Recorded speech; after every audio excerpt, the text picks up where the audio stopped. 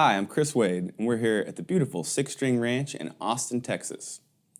James Jamerson was one of the most influential bassists of the modern era, responsible for so many iconic bass lines, from My Girl to Ain't No Mountain High Enough to my personal favorite, Bernadette by the Four Tops. Today we're going to examine a specific warm-up exercise called Igor's Chromatic Exercise that was allegedly the only thing that Jamerson warmed up with before grooving down those iconic bass lines.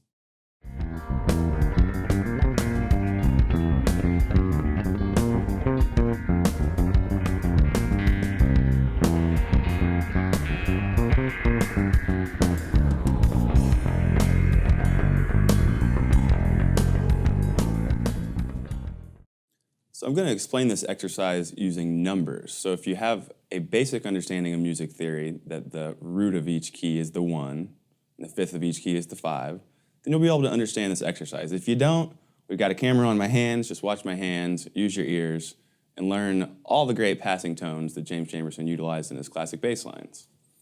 So the gist of this exercise is that you're bouncing off of the major pentatonic scale using chromatic approach tones from the 3 up to the 5, and from the 6 back up to the 1. So here's the exercise in the key of C.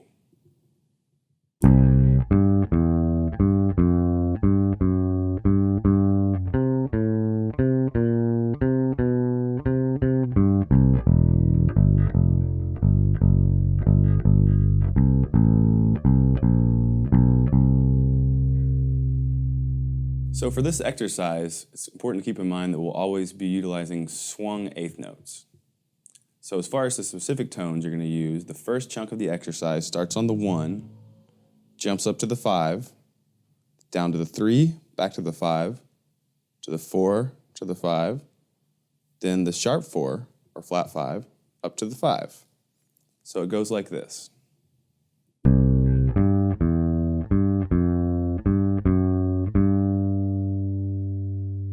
So that's the first part of it. Now you're going to repeat the exact same movement, still using the swung eighth notes, up one string set. So now you'll be bouncing from the 5 up to the 1, down to the 6 up to the 1, the flat 7 up to the 1, then the major 7, or the leading tone, also up to the 1. So it looks the same, but now we're on a different set of notes. So the last part of the exercise looks like this.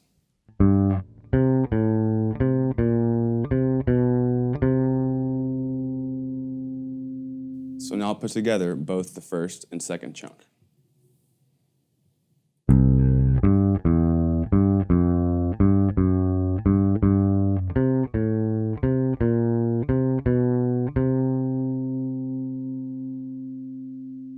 So now that you've got that first two chunks of the exercise where we're ascending, we're going to descend by way of a big triplet where we're going to play the high 1 down to the 5, down to the 1, and that will set us up to do the whole exercise an octave lower.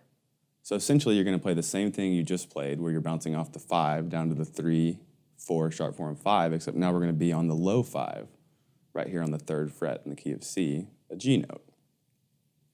So the last half of the exercise from the triplet on looks like this. Now, be aware you want to keep swinging the eighth notes, and the very last bit of the exercise is slightly different, so listen for that. Here's the second chunk of the exercise.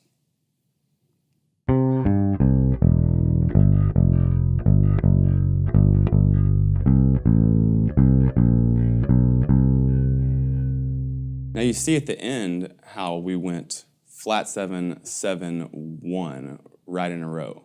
So that's the only different variation on the second part. You're going to be lower in most keys, and you're going to play that, which is flat 7, 7 to 1. So now I'll play the whole exercise from beginning to end in the key of C. Here you go.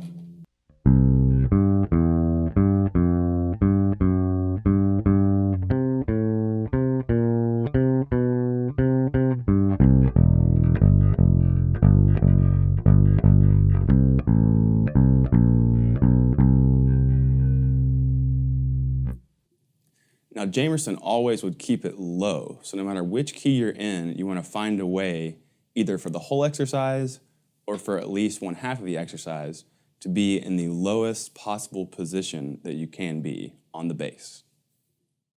So now we're going to do the whole exercise in all 12 keys at a little bit more of a groovy tempo that you might actually play at. We were doing it a little slower earlier.